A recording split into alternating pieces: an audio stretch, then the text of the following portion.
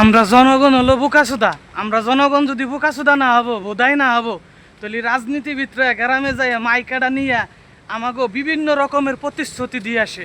আর ওই সমস্ত প্রতিশ্রুতির মধ্যে বিজনেস করে আসে। তারা ব্যবসায় টাকা লাগায় আসে, 500 টাকা, 1000 টাকা, 1500 টাকাতে ভোট কেনে।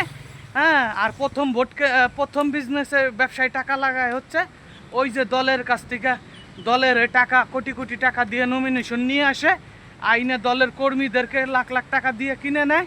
এরপরে নির্বাচন করে, এমপি হয়, মন্ত্রী হয়, মিনিস্টার হয়, তারপরে মনে করেন যে ব্যবসার টাকা উঠানো শুরু করে। তো ভাই, আপনারা মাল কামাইতে আইছেন, মাল কামাবেন। আপনারা বিচার করবেন, হ্যান করবেন, ত্যান করবেন, এই বাল হালাইয়ে তাল গাছ উড়াই দিবেন। এই পর্যন্ত 2024 জুলাই আগস্ট হয়েছে, এই জুলাইয়ের পরে এই পর্যন্ত কোনো লোকের বিচার করছেন? হেলিকপ্টারে করে গুলি করে মানুষ মারছে, কোনো বিচার দেখছি? কোনো বিচার আমরা দেখি নাই।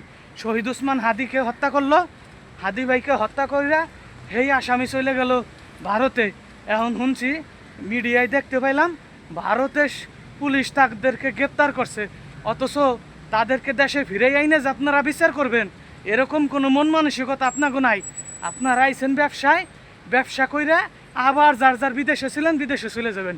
ভাই, মনে করেন না যে এটা 80, 90, 71-এর জনগণ। এইটা 71-এ আবার মহান মুক্তিযুদ্ধের সময় কিছু লোক ছিল ভালো। হ্যাঁ, এখন এইটা হচ্ছে 26-এর বাংলাদেশ। এই জনগণকে যদি ভাবেন সেই 80-90-এর বুকাচোদা জনগণ, তাহলে তো ভুল ভাববেন। এইটা মনে রাখতে হবে, 2026-এর জনগণ, 2024-এর জনগণ।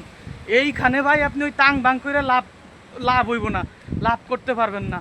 মাল খোয়াইছেন, মাল কামাবেন, এটা আমরা ভালো করে জানি।